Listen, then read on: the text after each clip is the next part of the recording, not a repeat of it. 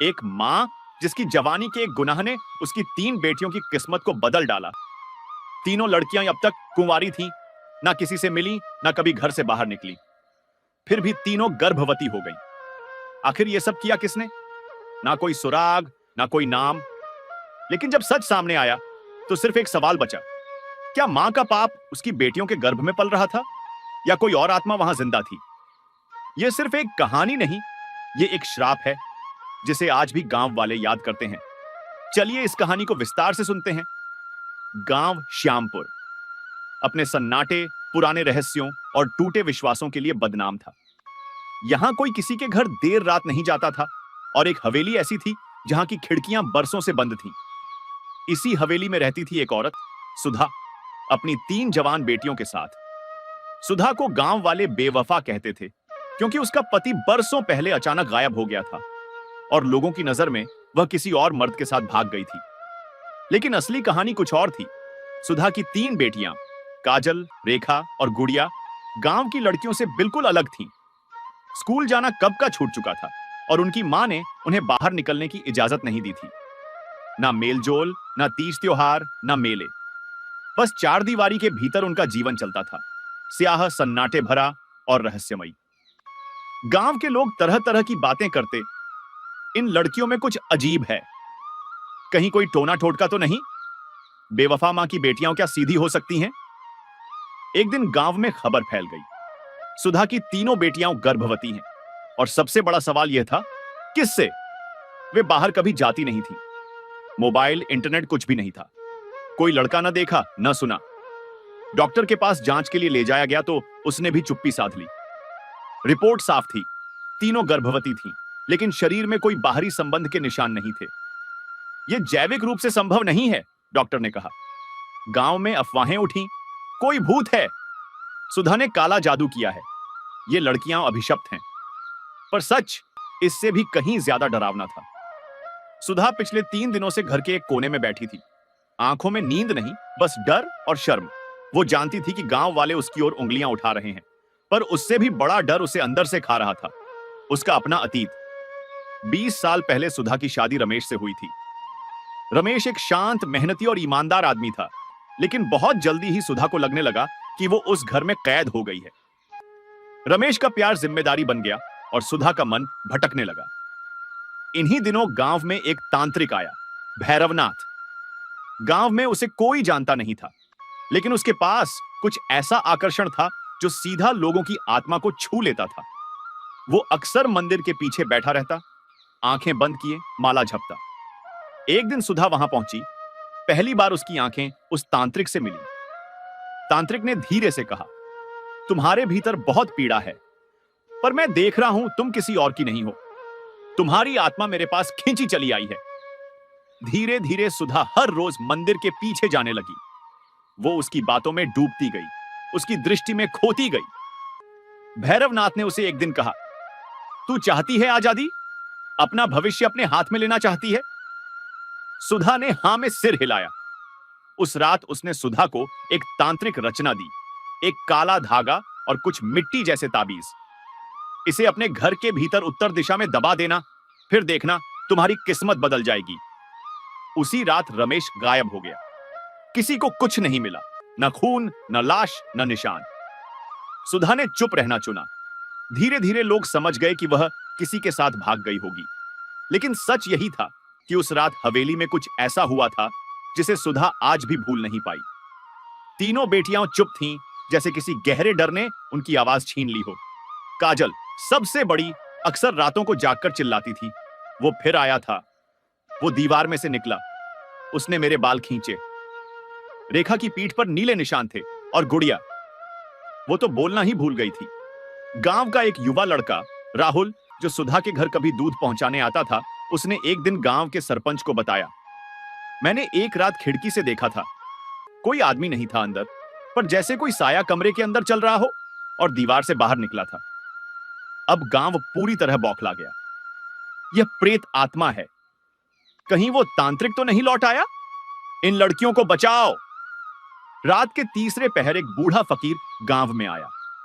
उसकी आंखों में गहराई थी और उसके हाथ में था एक टूटा हुआ त्रिशूल। उसने गांव की हवेली की ओर इशारा किया और बोला, वह लौटा है जिसे तुमने मिटा हुआ समझा, वो माटी में नहीं गया। लोग पहचान नहीं पाए, लेकिन सुधा का चेहरा पीला पड़ गया। वह भैरवनाथ था। उसकी आत्मा को सुधा ने कभी मुक्त नहीं किया था। उसके दिए हुए ताबीज और तंत्र रचना अब भी हवेली की नींव में थी, और इसी से जुड़ा था उसकी तीनों बेटियों का अजीब गर्भधारण। भैरवनाथ मर चुका था, लेकिन उसकी आत्मा हवेली की दीवारों में बंद थी। वह सुधा से बदला लेना चाहता था, उसके साथ जबरन संबंध बनाकर नहीं, बल्कि उसकी बेटियों को अपनी संतान बनाकर। रात का दूसरा पहर था। हवेली की छत से अचानक तेज चीख की आवाज आई। गांव वाले दौड़कर हवेली के बाहर जमा हो गए, लेकिन कोई उस अंदर जाने की हिम्मत नहीं जुटा पाया। काजल चीख रही थी, मां, उसने मुझे फिर छुआ। मेरी कोख में कुछ हरकत कर रहा है, जैसे कोई सांप लहराता हो। रेखा फर्श पर गिर पड़ी। उसकी आंखें पलट चुकी थीं।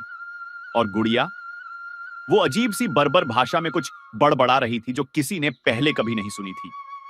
अगले दिन गांव के बुजुर्गों की पंचायत बैठी। कई लोगों ने कहा कि हवेली को आग लगा दी जाए। ये आत्मा अब शांति से नहीं जाएगी। ये लड़कियां भी अपवित्र हो चुकी हैं। इनका बचना अब मुमकिन नहीं। लेकिन वही बूढ़ा फकीर जो खुद को कालिदास बाबा कहता था, चिल्ला पड़ा, नहीं, आग से नहीं, पश्चाताप से यह तंत्र टूटेगा।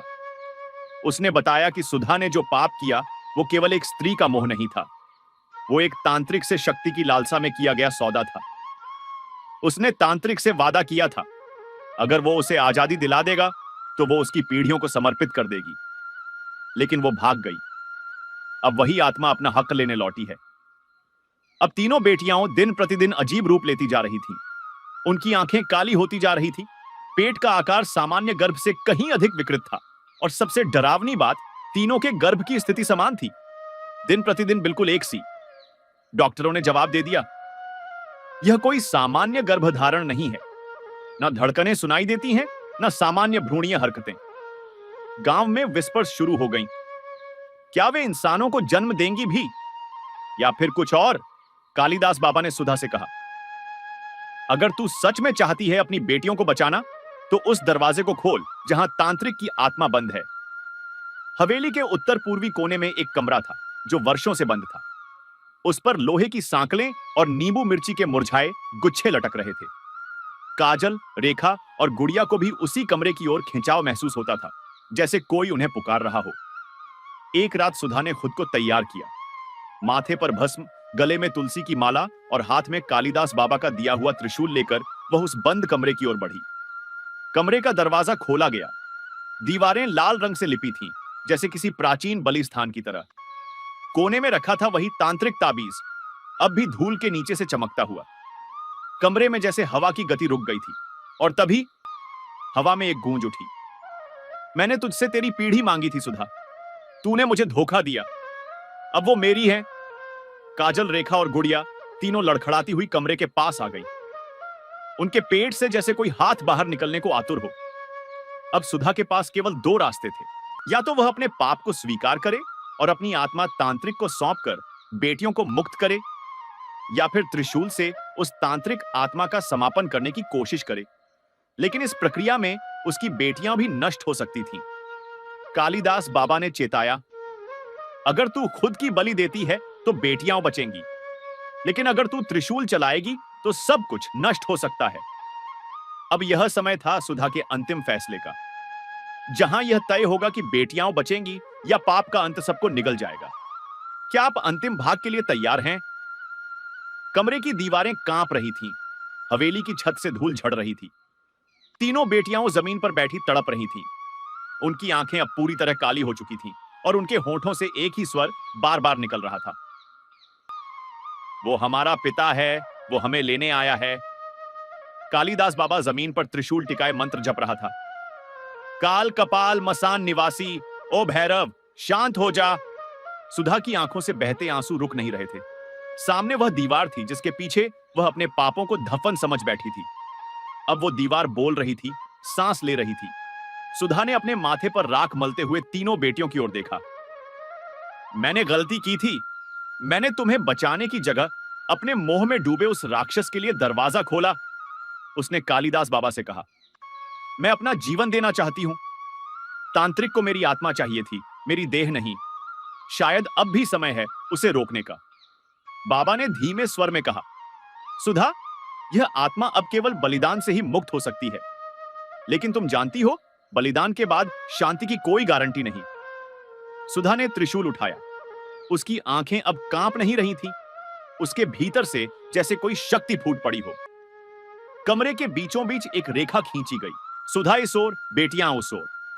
सुधा ने अपने खून से एक मंत्र लिखा, मम पापस्य अंतिम अर्पणम। त्रिशूल को अपने सीने में धीरे से ढसाते हुए उसने कहा, मैंने जो बोया वही काट रही हूं। लेकिन मेरी बेटियां निर्दोष हैं। मैं तुझसे वादा तोड़ चुकी थी, अब तुझे ही मुक्त कर रही हूं। त्रिशूल की नोक जैसे ही सुधा के हृदय को भेदती है, हवेली की दीवारों से जोर की चीखें उठती हैं। नहीं, यह सौदा अधूरा नहीं रहना चाहिए था। कमरे की लाइट फटती है। एक भयानक साया उठकर हवा में विलीन होता है। बेटियां बेसुध होकर जमीन पर गिर जाती हैं। सुधा की लाश शांत चेहरा लिए बीच कमरे में पड़ी थी। कालिदास बाबा धीरे धीरे बेटियों के पास गया। उनकी नब्ज देखी। तीनों की धड़कन सामान्य हो चुकी थी। पेट अब सामान्य आकार में लौट चुका था। वो जो जीव पल रहे थे, वे अब नहीं हैं, बाबा ने कहा। गांव के लोग धीरे धीरे हवेली में दाखिल हुए। अब वहां डर नहीं, सिर्फ राख की गंध थी। सुधा का बलिदान सब देख चुके थे।